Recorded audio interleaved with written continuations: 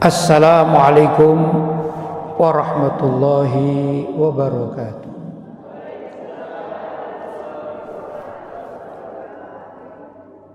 Alhamdulillah, wassalatu wassalamu ala rasulillah Sayyidina Muhammad ibn Abdillah wa ala alihi wa sahbihi wa man walah, wa la hawla wa la quwwata illa billah, amma ba'd. Hadratul mukarramin, ma'asyiral ulama al-fudala, ma'asyiral asatidzah al-kurama, bapak-bapak, ibu-ibu, hadirin hadirat yang dirahmati oleh Allah. Alhamdulillah, sore hari ini kita bisa bersilaturahim di tempat yang sangat mulia ini. Mudah-mudahan Allah menjadikan silaturahim kita ini pahalanya berlipat ganda. Allahumma amin. Bapak-bapak dan ibu-ibu yang dirahmati oleh Allah, tentunya kita perlu menguatkan rasa keimanan kita kepada Allah dan juga kecintaan kita kepada junjungan kita Nabi besar Muhammad sallallahu alaihi wasallam. Sehingga kita berharap mudah-mudahan kelak Allah SWT meridhoi segala amal ibadah kita hingga kita dipanggil dan masuk ke surganya Allah SWT. Demikian juga mudah-mudahan Nabi Muhammad SAW menerima cinta kita sehingga kelak kita bisa dikumpulkan bersama beliau di surganya Allah Subhanahu wa taala. Allahumma amin. Silaturahim ini salah satu cara untuk menguatkan rasa takwa kepada Allah Subhanahu wa taala. Nah, di tempat yang sangat mulia ini, masjidun min masajidillah, salah satu masjid dari masjid-masjid Allah atau rumah-rumah Allah. Ini juga sebagai saksi bahwa kita pernah bertemu dan berkumpul di tempat ini, bahkan sebenarnya di tempat-tempat yang mulia itu, entah itu dalam pertemuannya seperti majelis ta'lim atau pertemuannya dilaksanakan dalam sholat berjamaah dan lain sebagainya. Ini kalau bisa perbanyaklah tempat untuk melaksanakan hal tersebut, karena tempat-tempat itu kelak sebagai saksi di hadapan Allah Subhanahu wa taala. Para ulama kalau masuk masjid terkadang itu tidak mau di satu tempat tapi pindah-pindah. Misalnya ini masjid ya. Sebut sekarang hari Ahad. Oh, belum ya, sekarang hari Sabtu ya. Sabtu sholatnya sebelah sana. Kemudian esok hari Ahad masuk masjid lagi, bergeser 1 meter. Begitu. Senin bergeser lagi ke sebelahnya 1 meter lagi. Terus begitu keliling sehingga diharapkan ini satu ruangan masjid kelak di akhirat menjadi saksi bahwa dirinya ini pernah melaksanakan sholat di tempat tersebut. Wah, ini termasuk saksi. Alhamdulillah juga kita sekarang berada di tempat yang sangat mulia ini dengan banyak saksi ini. Saksi ibu-ibu yang sekian banyak ini. Dan juga saksi bapak-bapak. Dan tadi saksi para aktivis dakwah La Tahzan yang jadi berniat untuk menggalang dana yang akan diperuntukkan demi kepentingan atau sumbangsih kepada masyarakat Palestina yang membutuhkan bantuan dari kita umat Islam, khususnya di Indonesia dan lebih khusus lagi di Batam.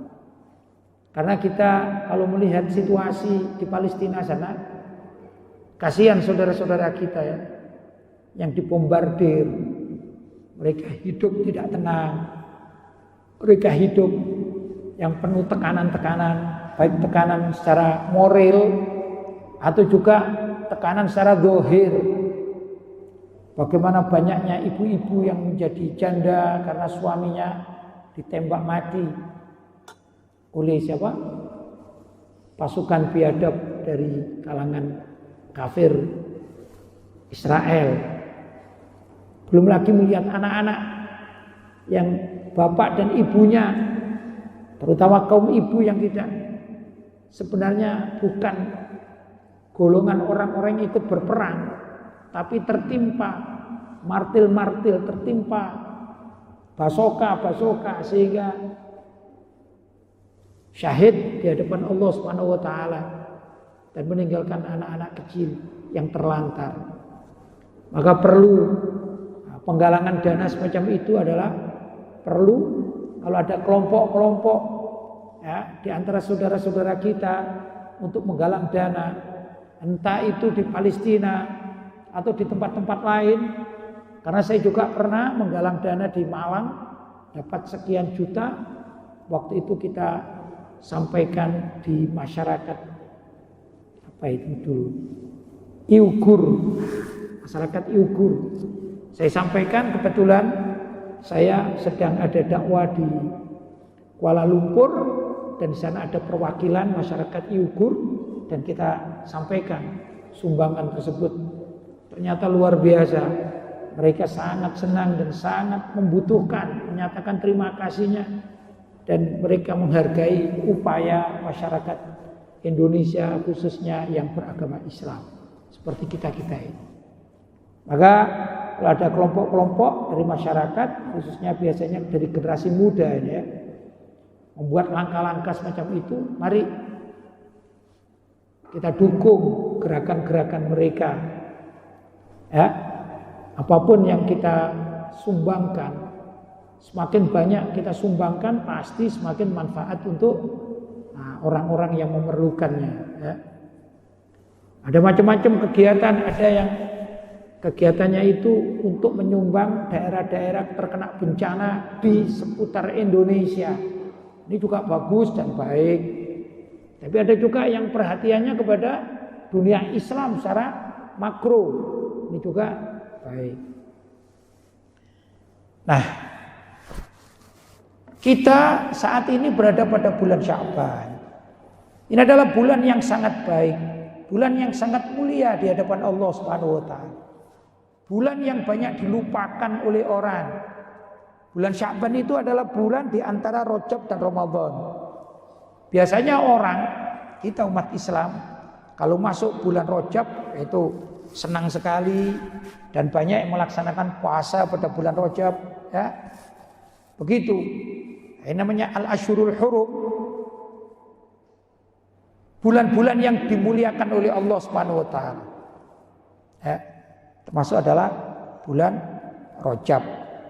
Nah, maka banyak orang yang berpuasa pada bulan Rajab, puasa sunnah maksudnya. Kemudian nanti ntar lagi masuk bulan suci Ramadan. Dan kita sudah bersiap-siap mengatakan ahlan wa sahlan ya Ramadan. Nah yang jadi masalah seringkali bulan Sya'ban ini dilupakan.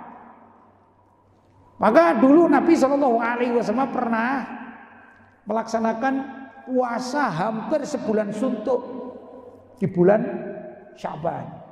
Tatkala ditanya beliau, kenapa ya Rasulullah engkau memperbanyak puasamu, puasa sunnah pada bulan Sya'ban? Maka beliau mengatakan ini bulan Sya'ban ini adalah turfa'ul a'mal, waktunya amal kita sebagai umat Islam, bahkan juga orang-orang seluruh dunia termasuk non muslim itu amal semuanya. Kalau kita amal baik kita ya. Kalau non muslim ya tentu amalannya tidak akan diterima oleh Allah SWT. Baik tidak baik pasti tidak diterima, karena syarat untuk diterima dalam masuk Islam.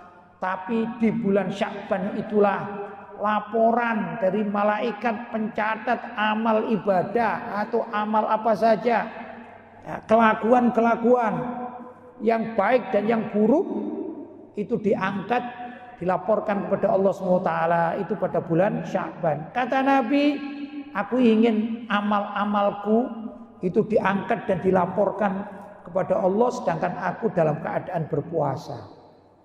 Nah, ternyata ada amalan yang kadang-kadang kita ini kurang begitu paham, ya. Dan ini jarang dilakukan oleh masyarakat. Kalau bulan Sya'ban itu kan jarang yang puasa sunnah, sebulan kan jarang ya. Tapi kalau Rajab itu kan sering dengar, oh bapak fulan, ibu fulan, sunnah puasa Rajab. Begitu kan umumnya, khususnya di kalangan warga Ahlussunnah wal Jamaah. Nah, demikian juga sekarang ini bulan yang sangat baik kalau kita akan bersedekah. Apa itu baiknya? Karena bulan Sya'ban ini termasuk bulan latihan. Ntar lagi kita masuki bulan Ramadan, di situ tempatnya orang bersedekah. Kadang-kadang kalau orang itu tidak pernah bersedekah di hari-hari biasa, maka kan bersedekah ini juga perlu latihan. Seperti orang tidak pernah puasa, gimana latihannya? Sebaiknya bulan Rajab latihan kan gitu ya. Oh saya kuat ternyata ya, setelah setahun suntuk tidak puasa, setelah Syawal itu saya kuat tidak ya ini? Latihan. Nah diharapkan juga sedekah dan yang lain sebagainya, amalan-amalan ibadah itu dibangun mulai bulan Sya'ban. Begitu kurang lebih. Bapak-bapak dan ibu-ibu yang dirahmati oleh Allah,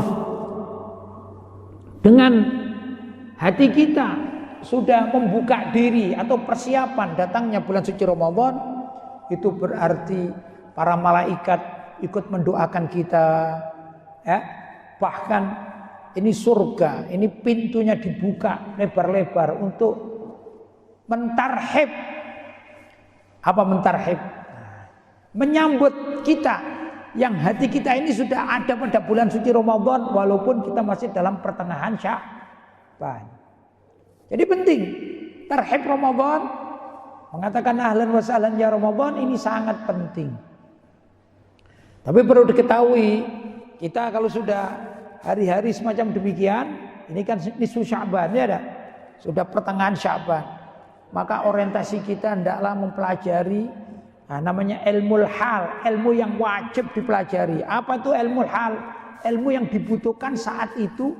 Nah, tatkala kita akan masuk bulan suci Ramadan, maka ilmu hal, keadaan yang sesungguhnya terjadi, yaitu kewajiban kita mempelajari apa dan bagaimana itu puasa pada bulan suci Ramadan. Dan apa saja amalan-amalan yang baik yang harus dilakukan pada bulan suci Ramadan.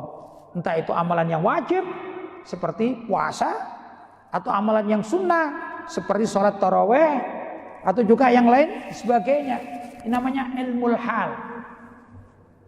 Kalau saya mempunyai harta, yang harta itu kemungkinan besar wajib dizakati karena sesuai dengan nisab atau batasan banyaknya, dan sesuai dengan haul atau batasan waktunya.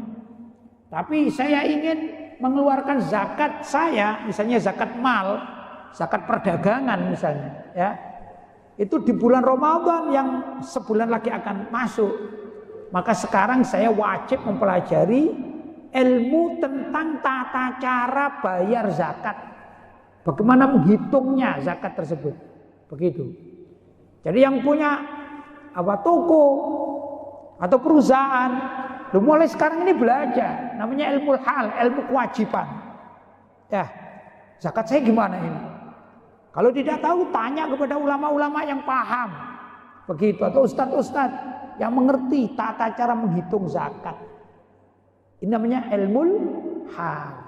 Apa ilmu hal? Ilmu yang saat ini wajib dipelajari karena mendekati untuk diamalkan. Itu satu. Itu kalau ilmu zakat. Tapi puasa pun kan perlu ilmunya kan. Mulai kapan ini orang tidak boleh makan? Jadi sahur itu penutupannya jam berapa? Maka para ulama mengatakan sahur itu boleh dilakukan sebelum diawali azan subuh Allahu Akbar, Allahu Akbar. Kalau sudah dikumandangkan Allahu Akbar, Allahu Akbar, maka haram makan, haram minum. Ini harus tahu.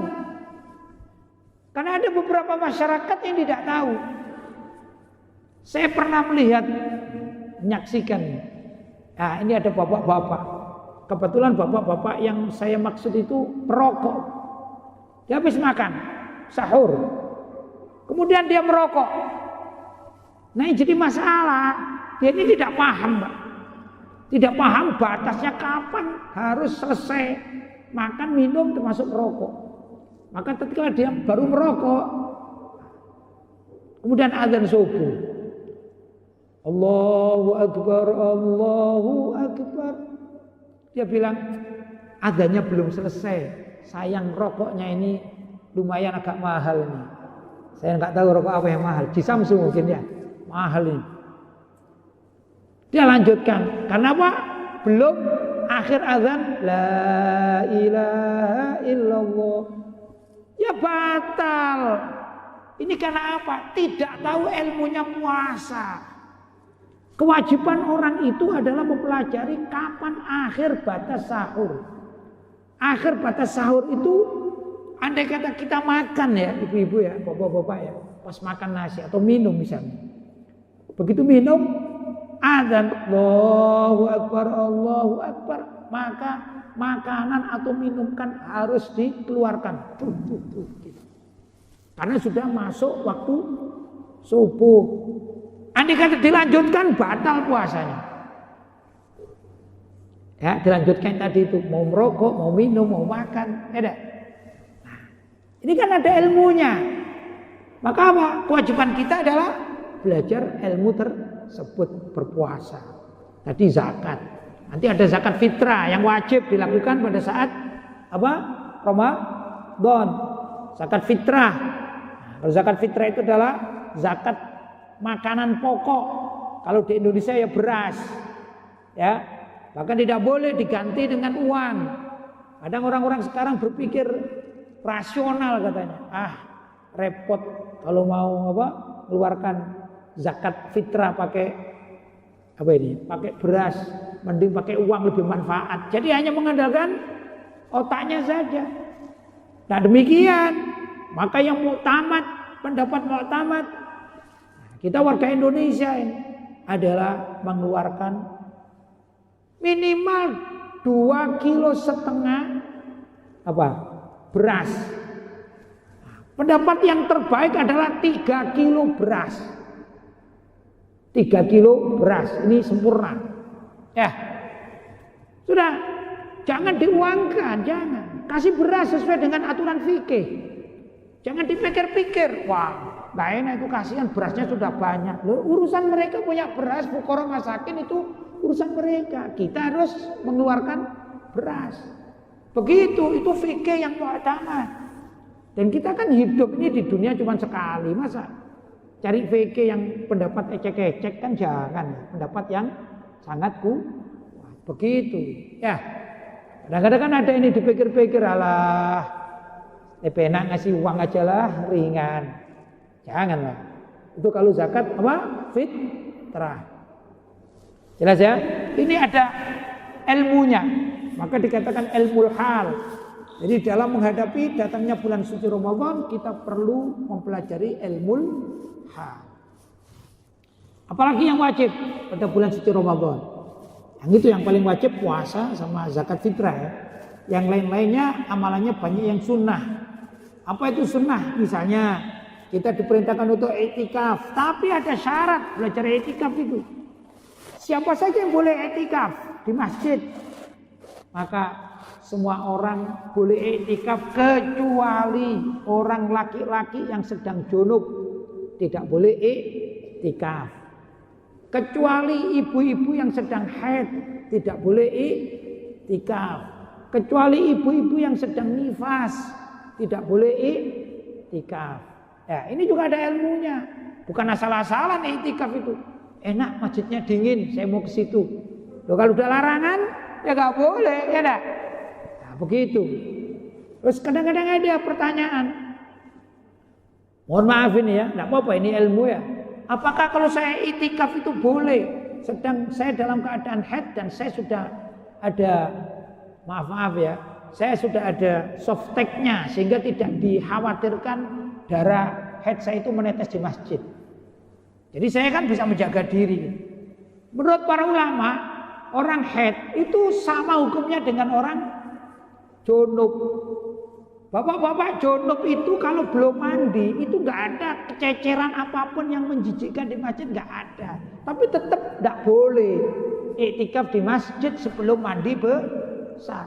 Bukan urusan kececer atau tidak tercecer, tapi urusannya sudah suci atau belum suci. Tatkala belum suci maka tidak boleh masuk masjid. Jadi tidak berlaku. Artinya sudah ada softteknya, tidak berlaku di dalam dunia iktikaf yang ada di dalam masjid. Begitu ya. Masuk juga nifas, orang nifas misalnya. Oh saya sudah aman, saya sudah pakai pengaman dan lain sebagainya. Enggak, bukan itu. Karena apa? Najis baik haid maupun nifas maupun junub itu bukan najis dohir. Badan manusia ini tidak najis.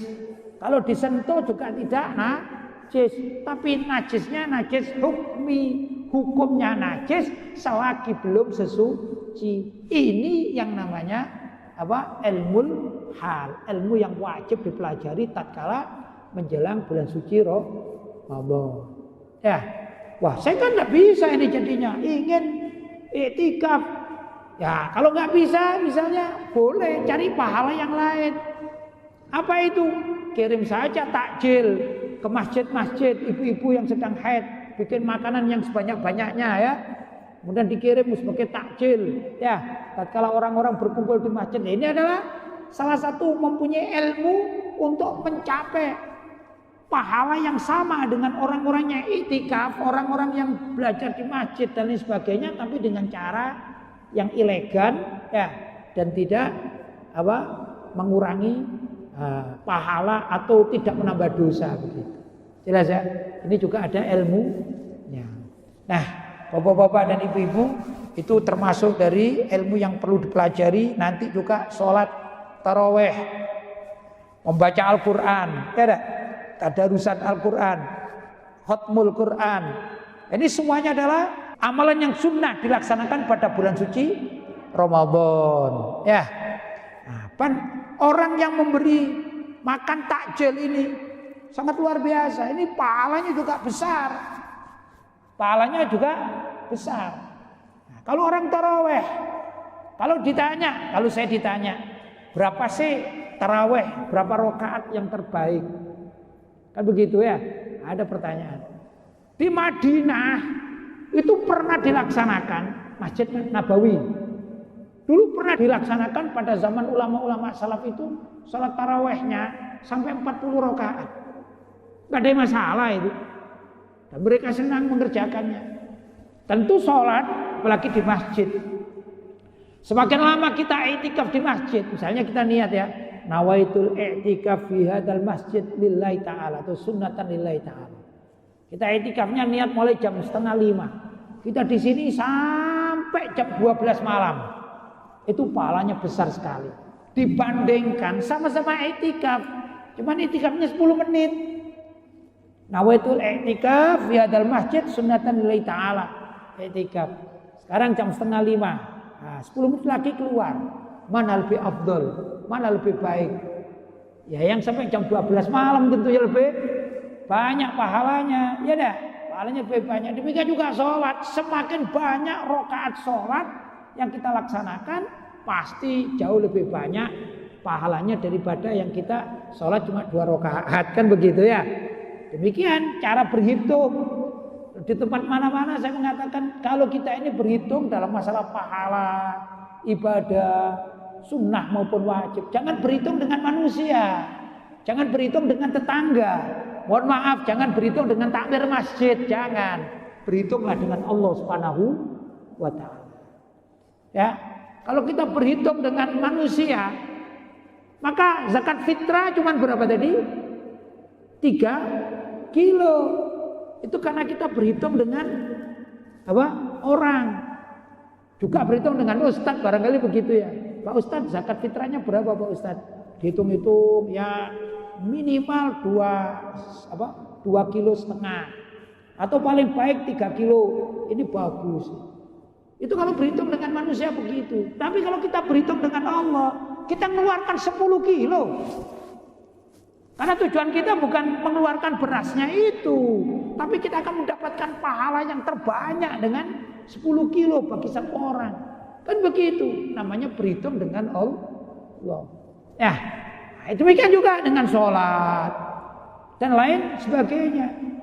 Zakat itu kalau kita, zakat mal, kalau kita berhitung dengan manusia, mungkin berhitung, ini bapak-bapak mungkin berhitung dengan istrinya, berhitung dengan anaknya, ya, berhitung dengan pegawainya, maka dihitung.